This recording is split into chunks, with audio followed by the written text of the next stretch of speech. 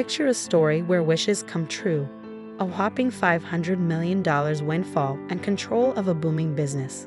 That's the reality that unfolded for us as Nora, my sister-in-law, joyfully celebrated our family's newfound wealth. Among the staff, whispers spread like wildfire as they soaked in the news. With a triumphant tone, Nora announced, "Quiet, please. It's time for my husband to step into his role at the company and claim his $3 million share." Her words triggered laughter among the employees, intrigued by the sudden twist. In the midst of the excitement, my older brother Jack pored over legal papers passed to him by our family's lawyer. His face drained of color as he absorbed the contents of our father's will. "Take a look at this," he whispered to Nora, who gasped in shock as she read the document. "Hi there. I'm Stella, a 26-year-old who's been deeply involved in my dad's business since I was little. I've seen him build it up from scratch into the success it is today. Even when things got tough at the start, he never gave up. And that really inspired me. As the business grew, I wanted to help out, especially since my mom handled a lot of the behind-the-scenes stuff. My parents always encouraged me to choose my own path after high school, but I knew I wanted to be part of Dad's legacy. That feeling only got stronger as I got older. When I finally joined the family business, I was lucky to have Leo, a longtime employee, show me the ropes. He taught me all about how things work without treating me differently because I'm the boss's kid. Learning from him gave me a real understanding of what we do and how to do it well. Meanwhile, my brother Jack, who's just a year older than me, was off studying management, planning to take over from Dad one day. He'd often talk about it with his friends, confident that he was meant to lead the company someday. This tale peels back the layers of family dynamics, inheritance, and the pursuit of success within a business setting. It challenges the idea that privilege equals entitlement, instead highlighting the importance of earning one's place through hard work and dedication. As the story unfolds, unexpected twists shine a light on the true meaning of legacy and responsibility. My brother Jack led a life cushioned by stability and certainty, the envy of many of his friends. "You're so lucky," they'd say, eyeing the secure future Jack had courtesy of our family's business. The conversation often turned to me, his younger sister, sparking curiosity about any potential rivalry for control of the company. "Oh, my sister.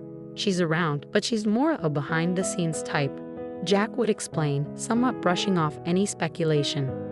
Jack had his own approach to getting ready for leadership, spending extravagantly and enjoying socializing under the guise of gaining management experience. He knew that being the future president made him popular, especially with women attracted to his status. Among many admirers, he picked Nora, the most dazzling of them all, as his wife. Their wedding was a spectacle, followed by a lavish honeymoon and the building of a grand mansion to start their luxurious life together. Nora seemed perfectly content in her role, living in luxury and always having things her way with Jack. Compared to her, my life seemed ordinary, quietly working alongside my mother in the company. I was happy with my behind-the-scenes role, far from the glitz and glamour Nora enjoyed. During family gatherings, Nora often looked at me with a hint of superiority in her laughter. "You don't really fit the image of a CEO's daughter," she'd say, finding the idea amusing. I never understood Nora's fascination with extravagant living, a lifestyle that felt foreign to me. She probed, unable to grasp why someone born into wealth would show little interest in flaunting it. "Living so simply despite your family's riches, I just don't get it," she'd say, as if the idea of not showcasing wealth was beyond her comprehension.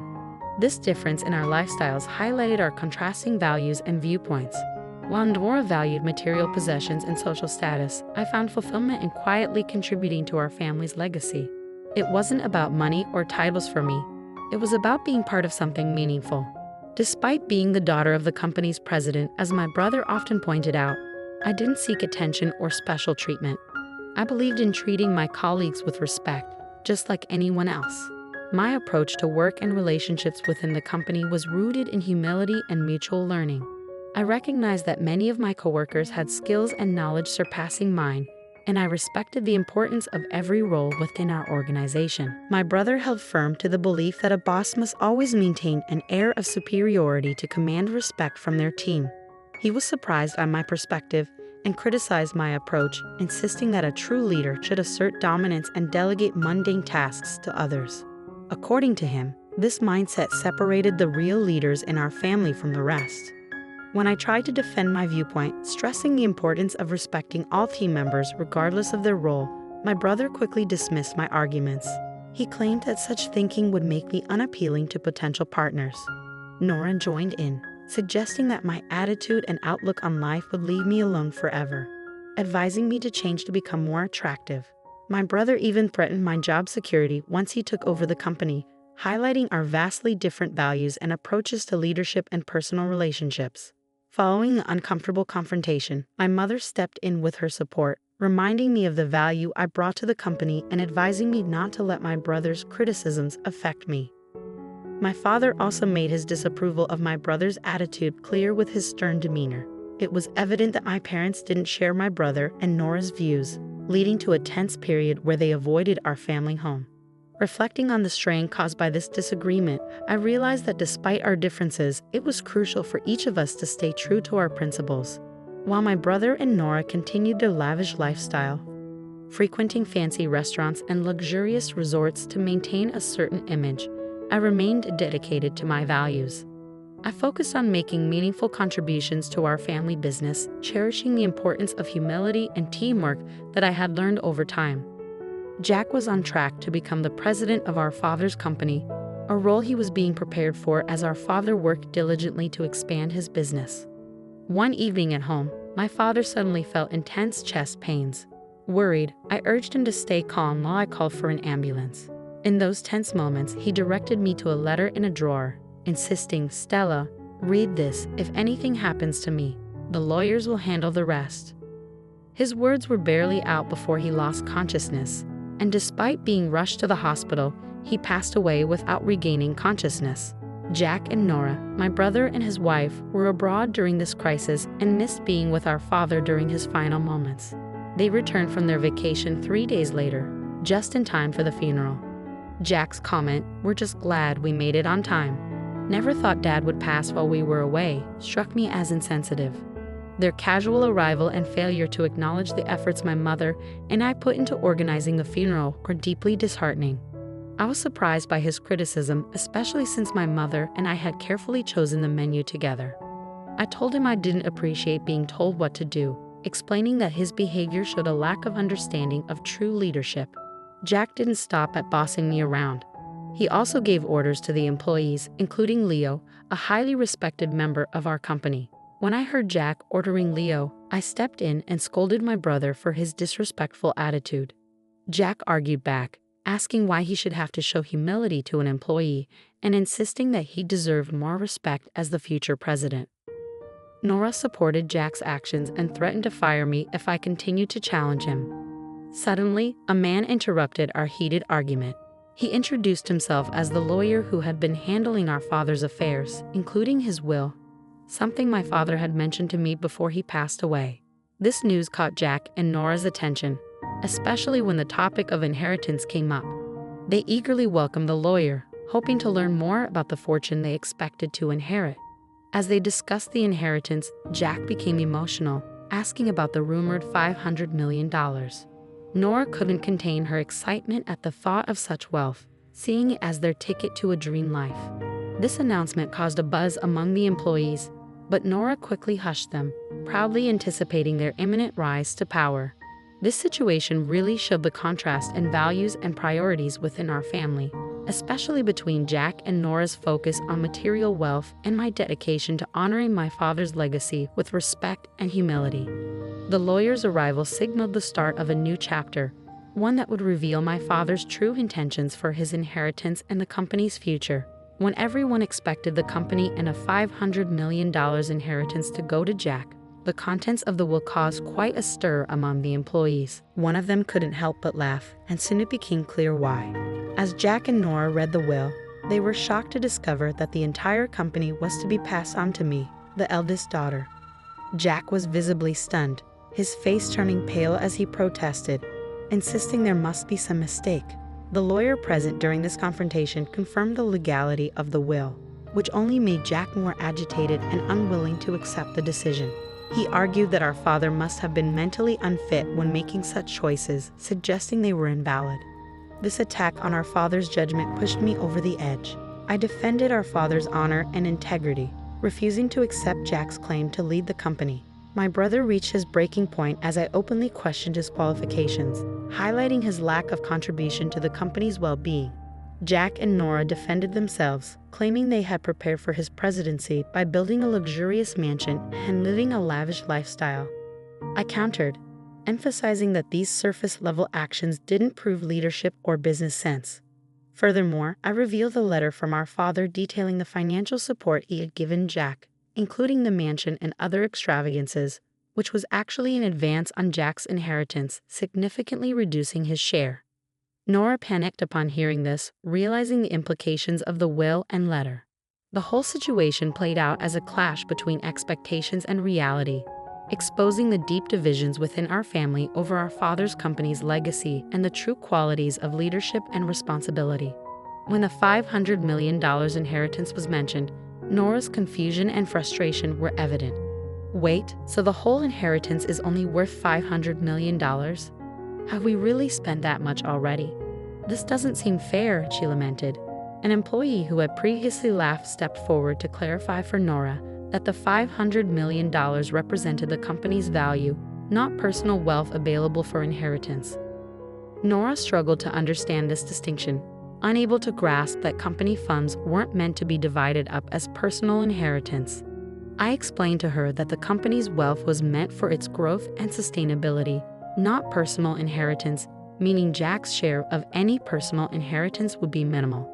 This revelation visibly shook her, showing a clear misunderstanding of the difference between company assets and personal wealth.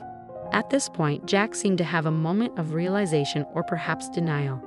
He turned to the employees, questioning their support for me as president over him, arguing that leadership was his birthright due to the charisma he believed he shared with our father.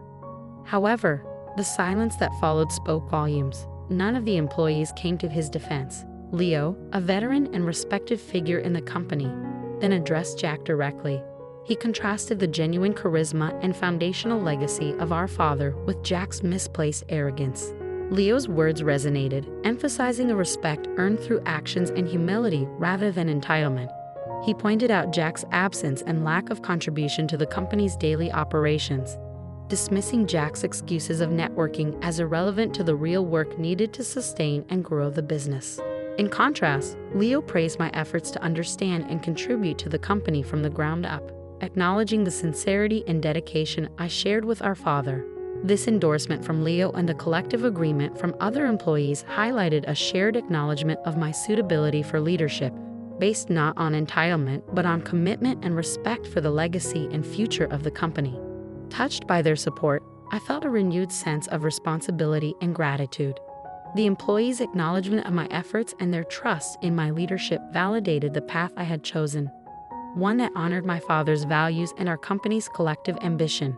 I thanked the employees, recognizing the unexpected turn of events, but emphasizing my dedication to the company, a passion inherited from my father. I asked for their ongoing support, and their warm applause strengthened my determination. I then emphasized the importance of every team member, stating, "Anyone who disregards this isn't fit for a leadership role," hinting that even a president could be held accountable. Jack was taken aback by my words. "What do you mean? I'm your brother, and you're saying you'd fire me if I were president?" Jack protested, confused by my prioritization of competence over family ties. He looked for support, but the employees' cool responses indicated their agreement with my viewpoint. Feeling isolated, Jack and Nora swiftly left the scene. After the incident, Jack found himself without a job, relying on the modest inheritance he had received, which quickly dwindled. "Can you lend me some money, Stella?" he later asked. However, faced with his ongoing lack of effort to find work, I was put off by his dependency. I advised our mother against offering financial assistance, pointing out his fall from grace and the loss of his once supportive friends. Nora, who had envisioned a life of luxury as the company president's wife, also received little sympathy from her social circle after these events. Eventually, financial strain led them to sell their mansion, a temporary solution that briefly restored their extravagant lifestyle, but proved unsustainable in the long run. Their savings dried up, and when they finally considered getting jobs, their lack of experience and their tarnished reputation made them unemployable. These events highlighted the consequences of entitlement and the importance of hard work, humility, and maintaining good relationships. In the ups and downs of life, Jack found himself in a new role far from his previous aspirations. He secured a part-time job at a convenience store, a significant change from his earlier plans. This job, unfamiliar and challenging, placed him alongside younger colleagues who often noticed his lack of experience. It was a humbling experience, forcing Jack to confront the realities he had previously overlooked. Nora also experienced a significant shift in her daily life. Her days as a full-time housewife, once filled with leisure and luxury, were replaced by the demands of part-time work. She took on a role as a cashier in a supermarket, working long hours for modest pay. This new chapter for Nora was marked by hard work and perseverance, a departure from her previous expectations. As my brother and sister-in-law adjusted to their new circumstances, I utilized the knowledge and insights gained from my behind-the-scenes work in the company. With the guidance of Leo and our dedicated team, we concentrated on expanding the business, drawing strength from the challenges we encountered. The ordeal with my brother not only tested our determination but also strengthened our unity. Together, we strived to honor my father's legacy by growing the company and fostering a sense of community and achievement among our employees. This contrast in our paths highlighted life's unpredictability and emphasized the importance of adaptability, humility, and hard work. While Jack and Nora adapted to their new realities, their journey served as a reminder of the lessons learned from overcoming adversity. As for me, I remained committed to leading our family business forward, treasuring the wisdom of the past while building a brighter future for everyone involved, fulfilling a promise to honor our father's memory.